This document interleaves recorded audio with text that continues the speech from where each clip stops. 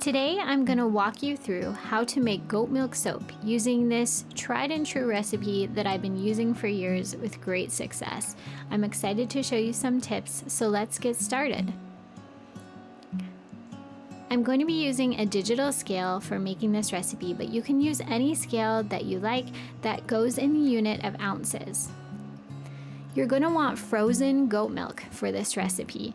You want your milk to be as cold as possible for this process, and so I like to freeze it in these silicone muffin cups. You can also freeze it in ice cube trays, whatever works best for you.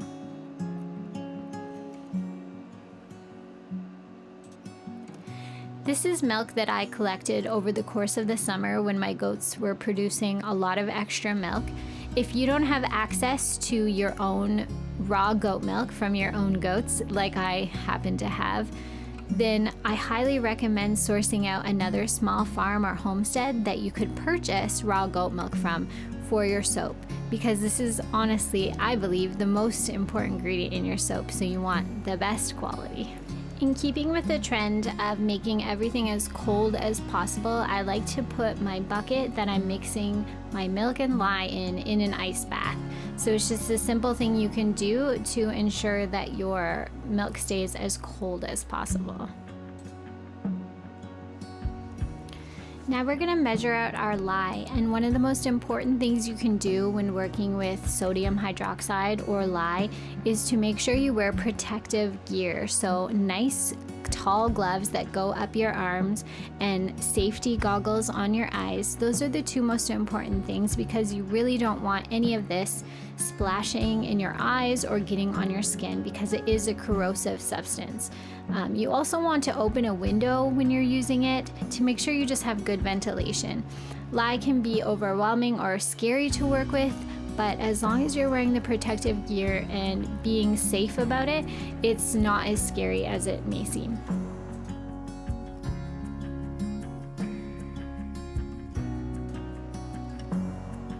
Now we're going to add our lye into our frozen goat milk, and I like to add it in all at once.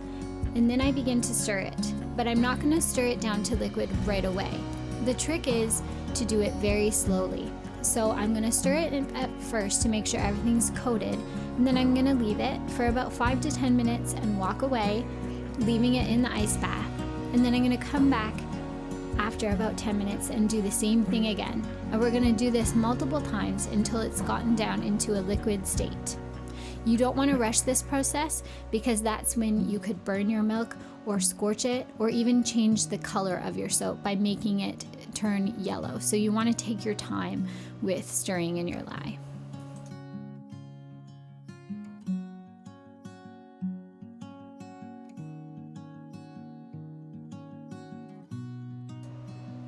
Now we're going to measure out our coconut oil. Because coconut oil is a solid oil, we're going to need to melt it down. So once you've measured it out on the scale to get the amount that you need, you're going to bring it over to a double boiler on your stove, or I literally just put water in a pot and put my bowl of coconut oil right on top, and that's just going to melt it down nice and quickly and easily for you. So here you can see I'm going back to my lye mixture, and my goat milk is starting to melt. So I left it for a bit while I was measuring out my coconut oil, and I came back, and now this is what it looks like. So I'm going to mix it again, and then I'm going to walk away and leave it again. You can see that the color of it is still a nice creamy whitish color, which is a good thing.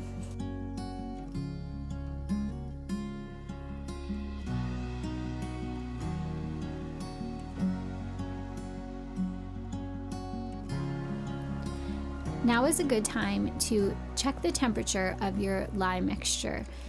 You're going to want your lye mixture to be in the 60-degree range.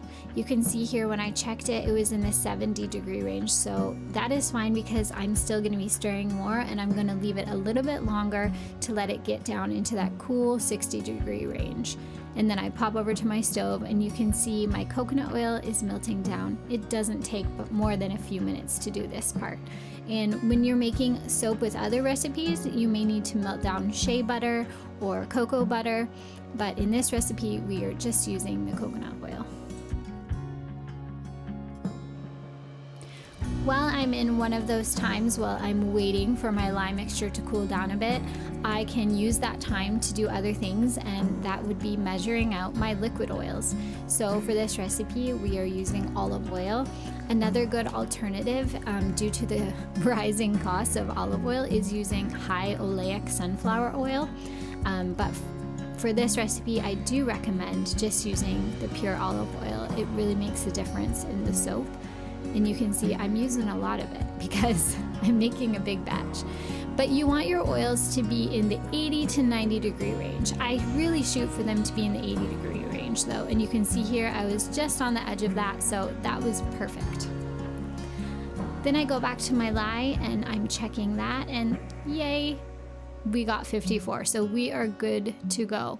So now I'm just gonna mix it with my immersion blender. The last little bits of ice are gonna get broken up. And I like to do this because it gets the last chunks of lye really mixed in. You do not have to do this part, but I do recommend, since you're gonna be using your immersion blender anyway, I really like to give the lye a very good last mix. And that way it stops you from having lye chunks in your soap. Okay, we're moving fast now. The liquid oils are now being poured into your milk and lye mixture. And now we're just gonna stir. We're gonna stir, stir, stir. So usually I take a look at the clock and I do my initial stir for 2 to 3 minutes. And I like to move my immersion blender. You can see all the way around. I come up to the top of the bucket, I go down to the bottom of the bucket, and I make sure I'm just getting everything mixed in together. And this is where the chemical reaction has happened and your soap has now come to trace. So you can see that shiny soapy layer on top, and that means it is now officially soap. Now we're gonna pour our liquid soap mixture into our molds. And I really like using these loaf molds. I just find that they give a nice professional look to my bars, and they are also just fun to experiment with and do lots of different types of colors and additives. But today we are just making our plain and simple goat milk soap, and you can see how easy it is to pour in when it's still in its liquid state. After I pour it in, I like to wipe up all my little drops that I got everywhere because this is inevitable. Some people use measuring cups to pour, but I honestly just pour it straight from the bucket. I like to keep it simple. And then we're gonna tap down our loaf. You can see me tapping it here, and that's to get out any last little air bubbles. After that, you can shape the top of your soap. This is where you can get really creative. You can see here, I'm using a fork, which is kind of Little Mermaid vibes, but I'm loving it. It gives a really good texture to the top of my soap. So other things I use would be spoons, bamboo sticks. These are all things that you could probably find in your kitchen, and you can use your imagination with what you do to the top of your loaf. If after you pour your loaf it's still too liquidy to shape, then you can just pop it in the fridge for 10 minutes or so and come back and shape it after. Once you're done shaping the top of your soap, you're then gonna put it in the fridge and leave it for 24 hours. After 24 hours, this is what you're gonna see, a beautiful, big, solid loaf of soap. And you're gonna remove it from your silicone mold and get ready to cut it. For this size of loaf, I like to cut this into 10 equal bars of about 1 inch thick. And if you don't have a specific soap cutter yet, do not fret, because you can just use a knife. That is exactly what I did when I first started too. I just measured and used a knife, and it was no big deal. So I will say, once you can afford one of these special soap cutters, it does make it a lot easier. And they even have ones that will cut the whole entire loaf for you at once. But I'm kind of old school and I like to do it 1 bar at a time. So you can see what it looks like on the inside of the bar. There's no rings, there's no discoloration. It's just a nice, pure, creamy bar that is very easy to cut, and the wire cutter goes right through it.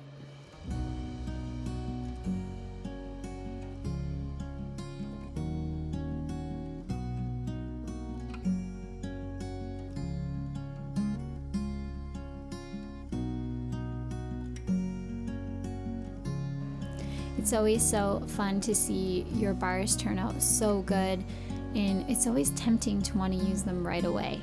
but this is where we have to be patient. After they're all cut, I like to place them on parchment paper on a shelf down in my cool and dry basement, and there they will sit for at least 4 to 6 weeks before they can be used or sold. So keep that in mind when you're making soap. You always kind of have to make things ahead of time and before the season that you want to use them, because they do need to cure. And what curing does is just dries them out properly so that they become a nice, hard, long-lasting bar. So here are the bars we made today, our simple and clean goat's milk soap bars. And the main things that we needed to remember today were taking our time, making sure we mix our lye mixture slowly, making sure that we just don't rush anything, and that is what's going to give us the best success.